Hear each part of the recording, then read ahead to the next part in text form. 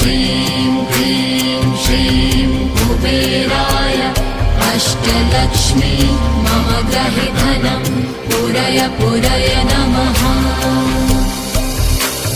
ॐ ह्रीं श्रीं क्लीं श्रीं कुबेराय अष्टलक्ष्मी मम गृहे धनं पूरय पूरय नमः। ॐ ह्रीं श्रीं क्लीं श्रीं कुबेराय अष्टलक्ष्मी मम गृहे धनं पूरय पूरय नमः।